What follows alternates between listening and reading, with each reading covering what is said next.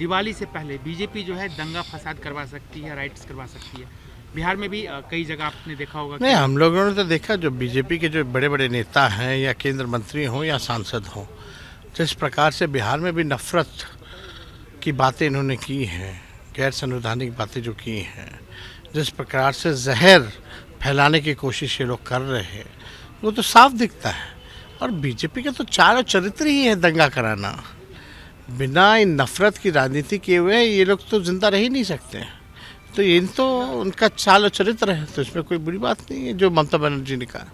झारखंड में आप भी चुनाव लड़ रहे हैं, आपके साथ आपके सहयोगी भी लड़ रहे हैं, लेकिन जिस तरीके से वहाँ पे हेमंत बिश्व शर्मा और बड़े बड़े मंत्री कैंप कर रहे हैं, कहा जा रहा है कि कहीं ना कहीं इस बार वहाँ भी हरियाणा जैसा रिजल्ट ना आ जाए। नहीं नहीं, झारखंड हम लोग खुद गए हैं और झारखंड की जनता जो है पूरी तरीके से महागठबंधन और इंडिया अलायंस के पक्ष में है।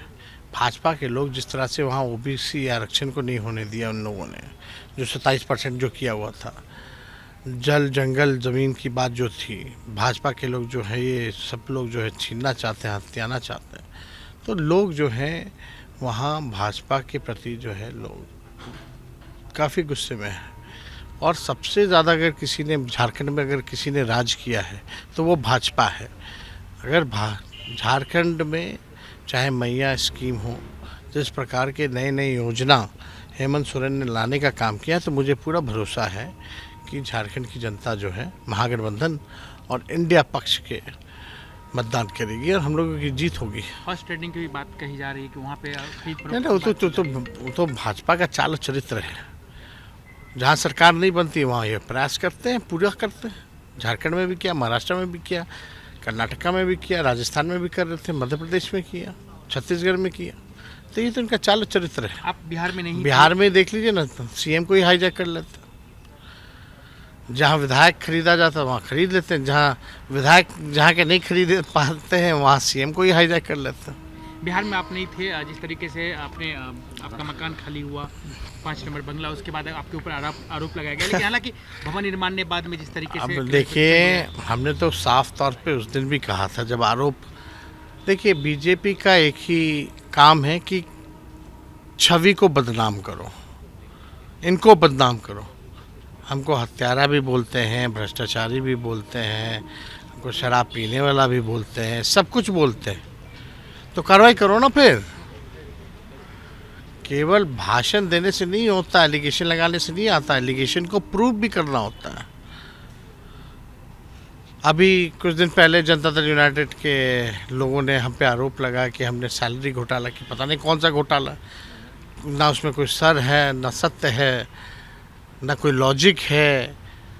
अब पता नहीं उनको कागजों पढ़ने आता है कि नहीं आता। तो हम लोगों ने लीगल नोटिस भेजा है, अगर जवाब नहीं देंगे तो हम लोग कानूनी कार्रवाई करते हुए उनको हम लोग जो है कोर्ट ले जाने का काम करेंगे, प्रमाणित करें।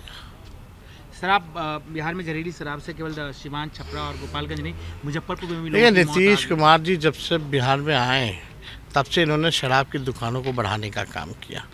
फिर फैसला लेते हैं कि बंद कर देंगे, तब से जहरीली शराब और शराब की होम डिलीवरी जो है शुरू हो गई। लोगों की मृत्यु जो है लगातार हो रही है। सरकार जो है आंकड़े छुपा रही है, अपने कमियों को छुपा रही है। ये सरकार फेल हो चुकी है। नीतीश कुमार जी थके हुए मुख्यमंत्री हैं, बिहार नहीं संभल रहा है उनसे, अब उनका समय समाप्त हो गया है। सरकार ने आज तक, सरकार में बैठे हुए लोगों ने भी या मुख्यमंत्री स्वयं, अब तक इतने लोग, 100 से भी अधिक लोग मारे जा चुके हैं, अब तक संवेदना तक प्रकट नहीं किया है, दुख तक नहीं जताया है और किसी पर भी कार्रवाई अब तक नहीं की गई है। ये लोग केवल जो है बातें बड़े बड़े करेंगे, लेकिन बताओ कौन से अधिकारी पे तुमने कार्रवाई किया। और सरकार के रहते, पुलिस के रहते, ये शराब अगर आ रहा है तो सरकार को जिम्मेदारी लेनी चाहिए।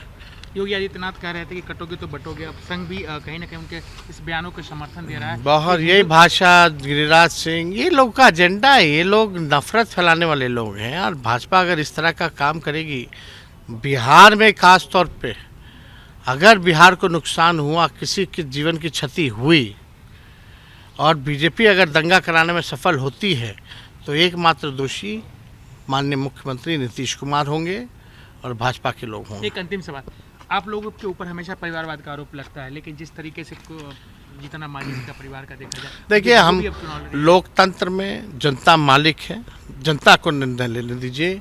जनता जो चाहेगी, जिसको जिताना चाहेगी, उसको जिताएगी।